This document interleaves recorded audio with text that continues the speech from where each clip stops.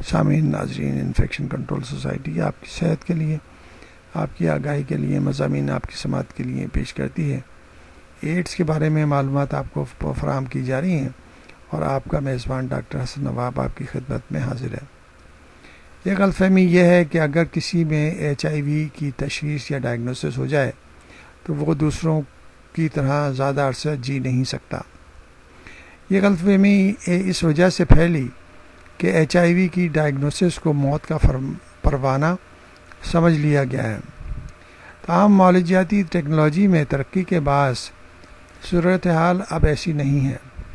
جیسا کہ مائرون کوہین نے وضاحت کی ہے کہ اگر علاج ابتدا سے شروع کر دیا جائے اور اسے باقاعدگی سے کیا جائے تو صحت بالکل ٹھیک رہتی ہے۔ اس کی زیادہ تر علامتیں اور نشانیاں ظاہر نہیں ہوتی، پوری زندگی نارمل طریقے سے بسر کی جا سکتی ہے۔ گزشتہ چند برسوں میں HIV کے علاج معالجے میں ڈرامائی بہتری آئی ہے۔ کوہین کے مطابق مختلف قسم کی نئی دواؤں پر تجربات جاری ہیں جنہیں مستقبل قریب میں استعمال کیا جا سکے گا۔ انہوں نے بتایا کہ 1985 میں کچھ بھی نہیں تھا۔ 1995 میں دوا کے طور پر استعمال کرنے کے لیے صرف ایک گولی دستیاب تھی، جبکہ 2005 میں ایک سے بڑھ کر 3 گولیاں مریض استعمال کرنے لگے تھے۔ اب ان 3 گولیوں کو ایک میں یکجا کر دیا گیا ہے۔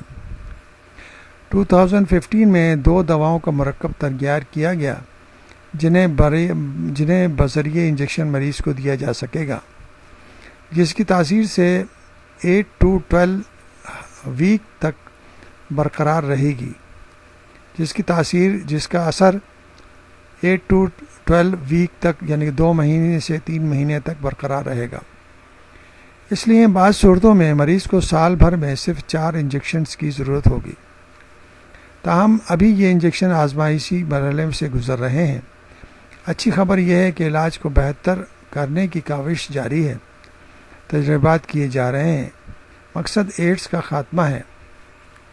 میں یہ کام 35 ایئرز سے کر رہی ہوں۔ ان کا کہنا ہے کہ میں 35 ایئر سے کر رہی ہوں۔ میں نے اپنا پرسنل کیریئر اس وقت شروع کیا تھا جب ہم HIV سے آگاہ ہو چکے تھے۔ تب سے میری کاوش جاری ہے اور مجھے لگ رہا ہے کہ ایڈز کا خاتمہ قریب ہے۔ دیگر تشویش کار بھی یہ انجام دیکھ رہے ہیں، یعنی ہم خاتمے کی ابتدا دیکھ رہے ہیں۔ لیکن پھر بھی جیسا کہ ہم نے آپ کو بتایا کہ ایڈز میں مبتلا ہونے کی تعداد اچھی خاصی ہے۔